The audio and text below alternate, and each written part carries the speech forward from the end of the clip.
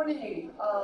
My name is Kate Wolf. I'm the moderator for this session, and I'd like to introduce our presenters. Today we have Roland Randas and Kathleen Ronca, and they'll be talking about Nearpod to administer quizzes. Good morning. Good morning, everybody. And I would like to start with the discussion on Nearpod in the classroom. The Nearpod, I don't know how many of you are familiar with it, but it's an interactive classroom tool for teachers to engage the students with interactive lessons. This presentation will describe the use of the Nearpod in our associate degree nursing evening course. The successes and challenges will be discussed, and there will be a demonstration of the Nearpod for all you guys to. Nearpod is the integration of mobile technology into the nursing curriculum.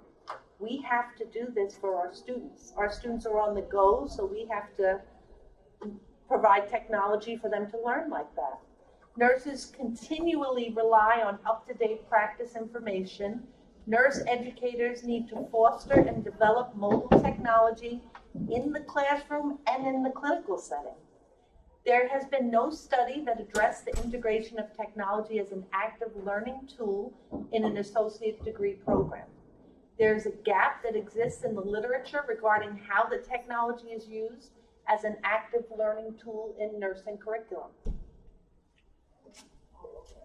The IOM 2010 report stated that students should have instant access to EBP, evidence-based practice information.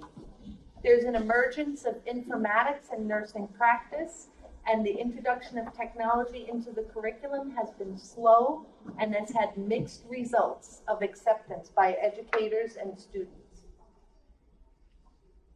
Mobile learning in our ADN classroom.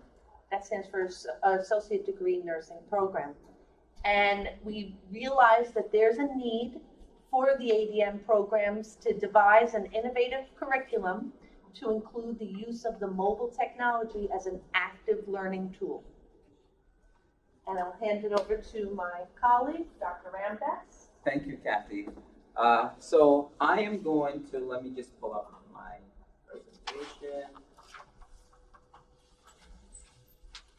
So I am going to talk about this technology and how it's being used. So I'll show you a little bit of what some of the things I've been doing with it.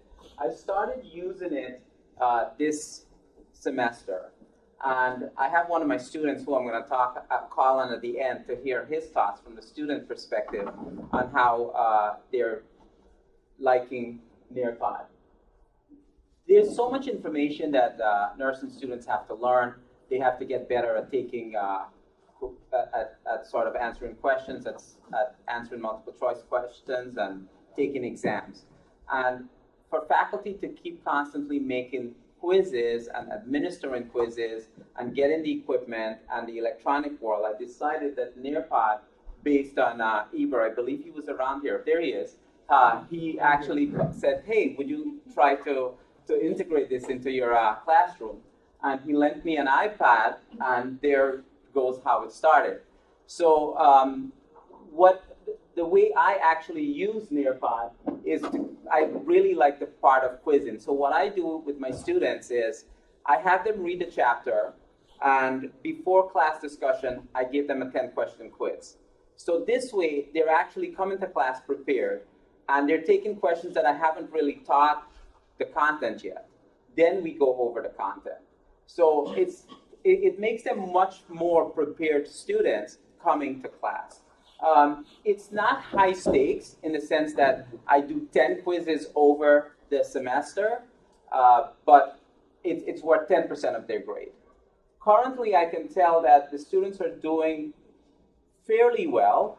I haven't done the average on the quizzes yet, but I would say that the class average overall for all of the quizzes is somewhere between 70 to 80%. And it correlates well with where my unit exam grades are. So I see the students are much more prepared. Look, I teach an evening program. My students have worked all day. They come to class. They they have their kids that they have to go home and do homework. They're tired. They're saying to me, look, give me something, teach me something, let me be able to leave your class learning something, some direction. There's too much material to read. How do I get through this? That's basically what the evening students are. I have to say to them, you're going to be a professional nurse. This is a curriculum. I'm indoctrinating you into a profession. I have to find the things to keep them stimulated, to make them come to class, to get them to meet all of the benchmarks and passing the boards. So it is a challenge. My colleague talked about the challenge, talked about there's little evidence in ADN programs studying the technology. As all of you know, our students here at Hostos are sort of atypical of what the nation represents in nursing programs. So there's that. Now, I'll show you the quiz. So this is a preview of how the quiz will look.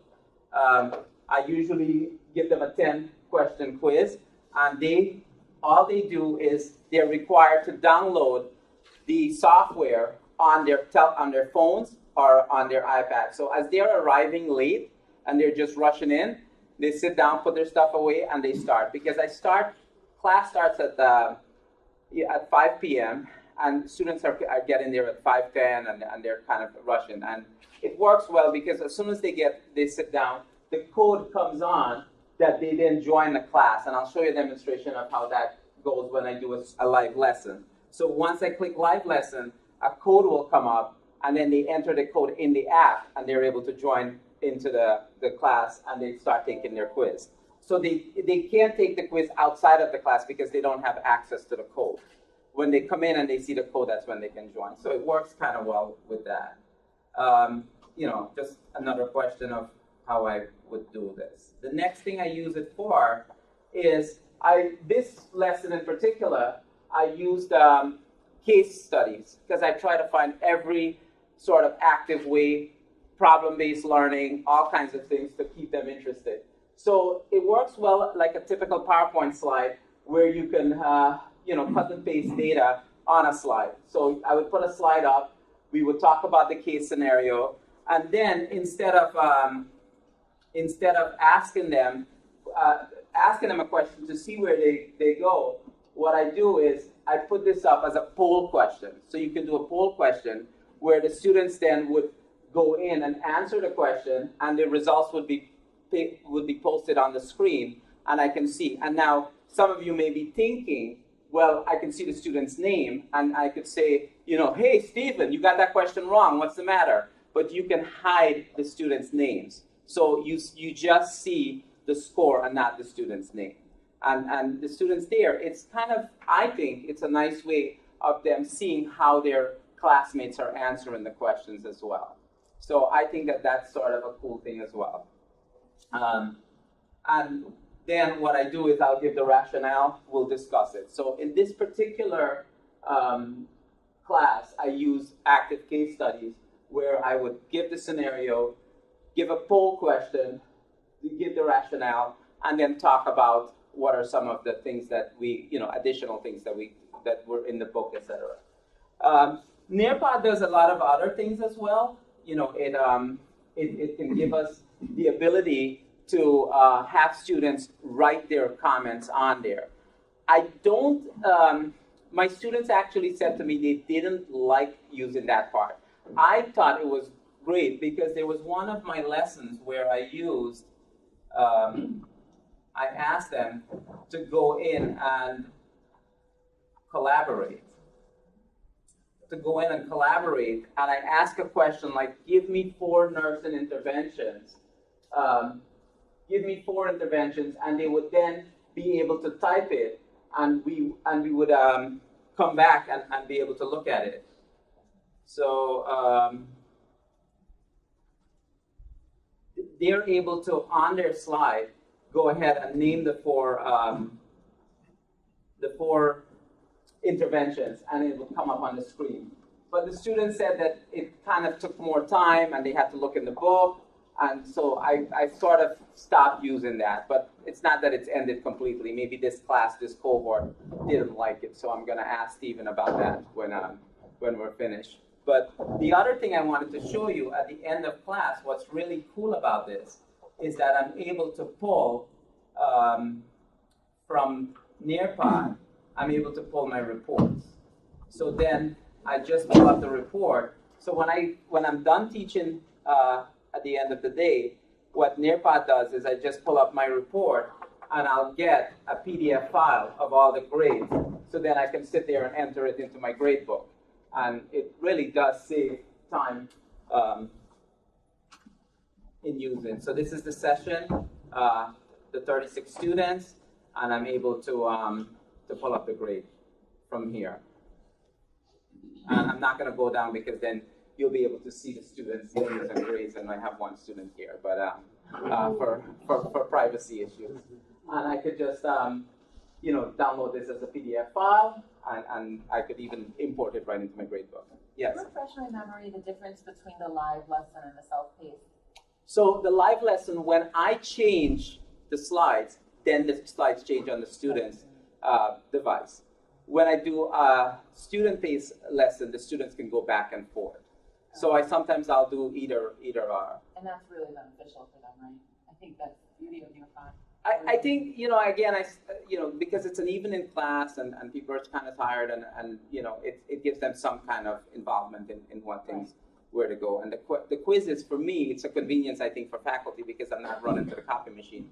I could easily build a quiz, half an hour before class, as long as I have questions. And I've been teaching this class for a couple years now. So I have my, my stockpile of questions that I could then change around and play around with, and that's what I use with Nearpod.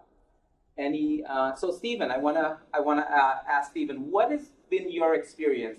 Because when I ask you guys in class, you're mostly saying, I don't know, I gotta go, professor, I gotta study for your test. So we have been using Nearpod for the whole semester in your class. I think it is a very time efficient and reliable source for us to learn. I personally don't have any problem with Nearpod. I was born in an era of technology, so it's easy for me to use. And I personally don't think that anyone else in my class has a problem with the Nearpod use. They might not like it because of the sense that sometimes, like you said, we have case studies and we have to look through the book to find the answer for them. Me personally, I like Nearpod. Yes. What's the cost? I know some similar programs have a small cost to the student. The best part of it is you have to ask Eber because it's all free to us. So Eber, whatever grant or whatever he figured out to get it for us, it is no cost to the student. Yeah, there is no cost, and we do have licenses here for faculty to use. And it's not expensive. The one thing I would say though, and I'm saying this to Eber, I believe, and some, my colleagues, some of them are very protective of their content. And I believe, and maybe Eber can answer this question, is it once you post it on Nearpod, it then becomes Nearpod's, they can use it, they're allowed to share it? Because we're paying for it, no. It's only for our use. Okay. So this type of technology works. Yes, go ahead. Yeah, I teach A&P, so I'm very interested in this. So I have like 6 questions. Some are very short. Okay. I'll go with the short ones first. Do you have a problem with students who, yes, everyone's technologically literate. Does everyone in the class have a smartphone or a tablet or a laptop? That's not a problem. Has not been a problem. Everyone does have it. Eber also offered to lend a student an iPad. But I don't think anyone came to you for it, right? No. Okay. I see. Total time you spend on the quiz? So total class time, I actually asked 10 questions, and I basically geared the questions to what I would do on a unit exam. So we do 1.5 minutes, and that's standard across our nursing classes. All instructors that give computerized questions or any written exam would time it 1.5 minutes per question. I see. Then also, you said you downloaded as a PDF. That doesn't seem to be easily uploaded into, let's say, Excel. It doesn't upload, but at least I have the file. But I think you can also download it as, I usually do a PDF and then I have a copy of it. But you could do it as an Excel, right? Yeah. Right. Okay. Yes. The difficulty of the questions, because I have a sense my students will get frantic and they'll find it unpleasant to come to class if I present it with a quiz. Are these slightly easier questions? So, great question. So I think about the quizzes and I think about what questions I should be asking. And one of the things I actually try to do is I try to use questions that they have like read over the chapter. So once you read the chapter and you come prepared, you can answer the questions. Now maybe, Stephen, you think my questions are harder than The answers are right in the book. So if you read, you will be able to answer. But that prep paragraph also sort of gives them clues. Right. So because it's a case study, it's sort of a patient that presents with these problems, you know, whatever the complaints are in the background, that will then help them to sort of put it together when they're thinking about the question. And then you said it's a low stakes, but 10% is not so low stakes. And I think my student agrees with you that 10% may not How be do you such deal low. with students who are absent? Do you drop the lowest or that kind of thing? So, okay, great question. Because with the students, nursing students are usually they always come to class. You know, we usually have the best students, I would think, in the college. You know, they're very motivated. They know by coming to class, it's a quiz day. They're involved. They care about their grade.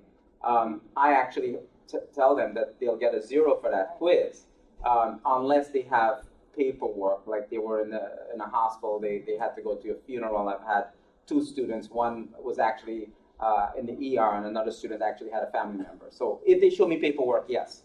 Well, that shows the difference between A and P. Anyway, and then finally, one that might take a little longer.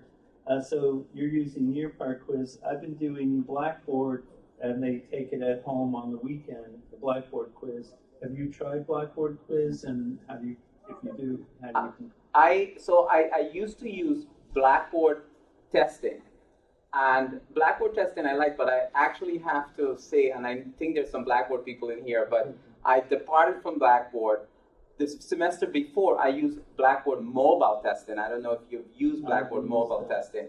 And Blackboard mobile testing works similarly, where the students can go on to their tablet devices because it's the mobile part of it. Blackboard mobile did not have select all that apply when I used it. It did not select all that apply questions. So, you know, B, C, and D, those were the correct answers. Otherwise, it technologically worked equally well. Well, you know, I used to give my unit exams on Blackboard, and then students said that the browser wasn't secure. When students left, they said, you know, students can actually cut and paste your question into Google while we're on the laptop, and you're kind of like still getting things situated. So that's why I actually stopped using Blackboard for giving unit exams, and I use another company that the school uses now called ATI, which is a secure, because as soon as they click on it outside of the browser, I get a message pop up right on the screen, and it tells me who it is. Oh, okay. All right, thank you very much. Okay, so another gentleman, yes? Yeah, how can you keep students from looking up answers on their phone or texting answers to their friends? Right, so that is something that, you know, can happen. I think that the time frame, the fact that I'm kind of walking around, but I can't guarantee you that they're not. I can't guarantee you that you're not. One of the things I made the quizzes, you know, low stakes, I think, 10% of their grade, they have 10 quizzes, so it's really just 1 point. So there's not an incentive to like really start to cheat. Like Stephen said, the questions, once you kind of go through the chapter and you read before class, you'll get, you know, you can get the answer to the questions right. I haven't had, I mean, maybe they are, I don't know. But I can't stand here and say I guarantee that my students are not. You know, like when I thought they were not, and they said Blackboard, they were cutting and pasting the question outside of the browser, you know, so I stopped using that. Yes? Is your class face-to-face? Yes, Yeah. yes. Do you do this every class, or every week, or A class meets twice a week. I give it a quiz once a week. So the quizzes are always on Nearpod. Sometimes we go to the lab and we don't, use Nearpod. I like to use one of the things. I vary things a lot, because I think about what is it I have to reach every learner. So whether it be, I have departed completely from PowerPoint in a sense. I use the textbook. I actually bring up the electronic textbook and I'll show them, these are the areas in the textbook to focus on. We do a lot of quizzing because they're in the capstone sort of course, their last course before graduation. It's all about getting them ready for boards. So quizzes and questions are the biggest things that we need to work with them So on. they're definitely not freshmen. No, they're not. They're seniors, yes. So I'm within the last 2 semesters. Okay. Yeah. Any other questions? Any Blackboard people here that I offend, that I have to apologize to? What's ATI? So ATI is one of the softwares company that actually help nursing programs increase pass rates. So what it actually does have, it has some remediation. There's a lot of questions that students can go in and use. And students actually buy into the software. And lots of schools use something. It's to help supplement things. ATI, you have to be careful. It focuses on helping them pass their boards. And we're educators. We're educating nurses. So I always try to make that distinction.